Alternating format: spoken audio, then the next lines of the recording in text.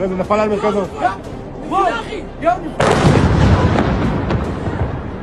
واو واو واو واو. দখলদার বেনিয়ামিন নেতানিয়াহুর পাপের শাস্তি দিতে সরাসরি তেল আবিব এবং উত্তর ইসরায়েলের মাটিতে আবারও নরকের আগুন জ্বেলে দিয়েছে ইসলামী প্রজাতন্ত্র ইরান। ইহুদিবাদী ইসরায়েলের বুকে আছড়ে পড়ল প্রলয়ঙ্কারী ব্যালিস্টিক মিসাইলের বৃষ্টি। নিশ্ছিদ্র নিরাপত্তা দম্ভ করা ইসরায়েলের তথাকথিত আয়রন ডোম ব্যবস্থা মুহূর্তের মধ্যেই অকেজো প্রমাণ করে ইরানের ইসলামিক রেভলিউশনারি গার্ড IRGC দেখিয়ে দিল মধ্যপ্রাচ্যের আসল অধিপতি কে। আল জাজিরার মতো শীর্ষস্থানীয় আন্তর্জাতিক সংবাদ মাধ্যমগুলোর সম্প্রচারে গোটা বিশ্ব আবারও প্রত্যক্ষ করেছে কিভাবে একে একে ইসরায়েলি সামরিক স্থাপনাগুলো ধ্বংসস্তূপে পরিণত হচ্ছে। রবিবার রাত ঠিক 11:30 উত্তর ইসরায়েলের বাসিন্দারা যখন গভীর ঘুমে আচ্ছন্ন, তখন আকাশ কাঁপিয়ে বেজে ওঠে রেড অ্যালার্টের মুহুর্মুহু শব্দ। তেহরান থেকে ধেয়ে আসা ভয়ঙ্কর এই ব্যালিস্টিক মিসাইলগুলো কোনো সাধারণ আক্রমণ ছিল না। অত্যন্ত সুপরিকল্পিতভাবে এবং নিখুঁত নিশানায় IRGC মোট 6 দফায় এই মহাপ্রলয় চালিয়েছে। প্রথম 3টি ওয়েভ বা দফার আঘাত সামলাতে না সামলাতেই চতুর্থ দফার মিসাইলগুলো সরাসরি উত্তর ইসরায়েলের সবচেয়ে সুরক্ষিত সামরিক টার্গেটগুলোতে আঘাত হানে। এগুলো দেখে ইসরায়েল এতটাই ভয় পেয়ে যায় যে ইহুদিবাদী সরকার তাৎক্ষণিকভাবে সারা দেশের সমস্ত শিক্ষা প্রতিষ্ঠান অনির্দিষ্টকালের জন্য বন্ধ করে দিতে বাধ্য হয়। জারি করা হয় সর্বোচ্চ সতর্কতা। সাধারণ নাগরিকদের ঘরবাড়ি ছেড়ে মাটির নিচে বাংকার এবং সেফ হোমে পালানোর জন্য কঠোর নির্দেশ দেওয়া হয়।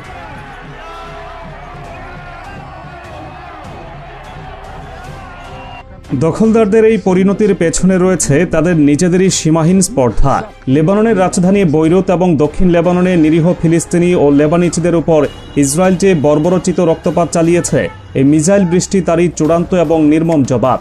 ইরানের স্বনামধন্য গণমাধ্যম তাসনিম নিউজ এজেন্সির একটি প্রতিবেদনে সামরিক বাহিনী খাতাম আল আনবিয়ার শীর্ষ কমান্ডারের একটি সরাসরি বার্তা প্রকাশ করা হয়েছে। সেখানে স্পষ্ট জানিয়ে দেওয়া হয়েছে, বৈরুতে রক্ত ঝরিয়ে ইসরায়েল সমস্ত সীমা অতিক্রম করেছে। অপরাধীদের শাস্তি দেওয়াটা কেবল সময়ের ব্যাপার ছিল, আর ইরান ঠিক সেই প্রতিশ্রুতি অক্ষরে অক্ষরে পালন করেছে।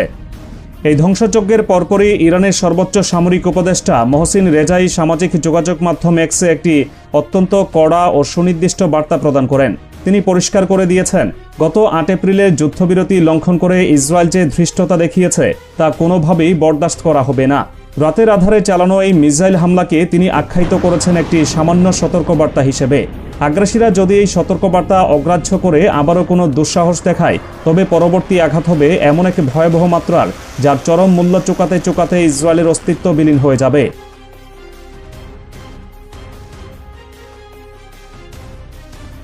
ইরানের এই অভূতপূর্ব আক্রমণের পর ইসরায়েলি সামরিক বাহিনীর ভেতরে তৈরি হয়েছে চরম বিশৃঙ্খলা ও দিশেহারা অবস্থা। নিজেদের ব্যর্থতা ঢাকতে IDF-এর শীর্ষ নেতৃত্ব তড়িঘড়ি করে একটি বিবৃতি দিয়ে জানায় তাদের চিফ অফ স্টাফ সর্বাত্মক পাল্টা হামলার অনুমোদন দিয়েছেন। তারা দীর্ঘমেয়াদী যুদ্ধে দামামা বাজিয়ে দাবি করেছে ইরান চরম ভুল করেছে এবং ইসরায়েল অতিরিক্ত মিসাইল তাক করে রেখেছে। কিন্তু তাদের এই ফাঁকা আওয়াজ মাঠ পর্যায়ের বাস্তবতার সাথে একেবারেই বেমানান। কারণ যারা নিজেদের আকাশসীমা রক্ষা করতে পারে না, তাদের পাল্টা হামলার হুমকি কেবলই নিজেদের নাগরিকদের সান্ত্বনা দেওয়ার এক ব্যর্থ চেষ্টা। সবচেয়ে চাঞ্চল্যকর তথ্যটি উঠে এসেছে আন্তর্জাতিক কূটনীতির অন্তরালে। ইসরায়েল চেয়েছিল এই সুযোগে ইরানের জ্বালানি ও তেল স্থাপনাগুলোতে একটি বড়সড় আঘাত হানতে। এজন্য তারা সরাসরি যুক্তরাষ্ট্রের কাছে ধর্ণা দিয়েছিল। কিন্তু ওয়ালা নিউজের নিশ্চিত করা তথ্য অনুযায়ী মার্কিন প্রশাসন ইসরায়েলের এই আগ্রাসী প্রস্তাব সরাসরি প্রত্যাখ্যান করেছে। ডোনাল্ড ট্রাম্প নেতানিয়াহুকে পরিষ্কার ভাষায় নিষেধ করেছিলেন নতুন করে কোনো উস্কানিমূলক আক্রমণ চালাতে।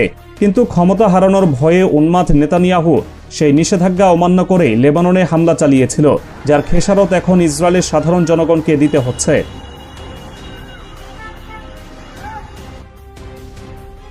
সংবাদ মাধ্যম ফক্স নিউজের প্রতিবেদন থেকে জানা যায়, ইসরায়েলের এমন বেপরোয়া আচরণে খোদ ট্রাম্প চরম অসন্তোষ প্রকাশ করেছেন। লেবাননের মাটিতে ইসরায়েলের চালানো হামলার ব্যাপারে যুক্তরাষ্ট্র আগে থেকে কিছুই জানত না এবং এটি তাদের সাথে কোনো প্রকার সমন্বয় ছাড়াই করা হয়েছে। ট্রাম্প সরাসরি ইরানের উদ্দেশ্যে একটি বার্তা পাঠিয়েছেন। তিনি বলেছেন, ইরান ইতোমধ্যে তাদের ক্ষেপণাস্ত্র নিক্ষেপ করেছে এবং এটি এখানেই যথেষ্ট হওয়া উচিত। তিনি উভয় পক্ষকে একটি চুক্তিতে আসার আহ্বান জানান। এই বার্তা থেকে অত্যন্ত পরিষ্কার যে ইরানের সামরিক সক্ষমতার ভয়াবহতা যুক্তরাষ্ট্র খুব ভালো করেই জানে এবং তারা কোনোভাবেই ইরানের সাথে সরাসরি সংঘাতে জড়াতে আর প্রস্তুত নয়। যুক্তরাষ্ট্রের সবুজ সংকেত না পেয়েও ইসরায়েল মরিয়া হয়ে একটি দুর্বল পাল্টা হামলা চালিয়ে নিজেদের মুখ রক্ষার চেষ্টা করে। তারা তেহরানের মেহেরাবাদ বিমানবন্দর এবং বেশ কয়েকটি আকাশ প্রতিরক্ষা কেন্দ্র ও ক্ষেপণাস্ত্র ঘাঁটির মতো প্রায় 20টি স্থাপনা লক্ষ্য করে মিসাইল ছোড়ে। কিন্তু এখানেও ইসরায়েলের চরম কাপুরুষতা এবং ইরানের সামরিক শ্রেষ্ঠত্ব প্রমাণিত হয়েছে। ইসরায়েলি যুদ্ধবিমানগুলো ইরানের আকাশসীমায় প্রবেশের বিন্দুমাত্র সাহস দেখাতে পারেনি। নিক্ষিপ্ত প্রতিটি ক্ষেপণাস্ত্র ছোড়া হয়েছে ইরানের সীমানার অনেক দূর থেকে। ইরানের দুর্ধর্ষ রাডার এবং আকাশ প্রতিরক্ষা ব্যবস্থার ভয়ে তারা নিরাপদ দূরত্ব থেকেই এই নামমাত্র হামলাটি পরিচালনা করেছে।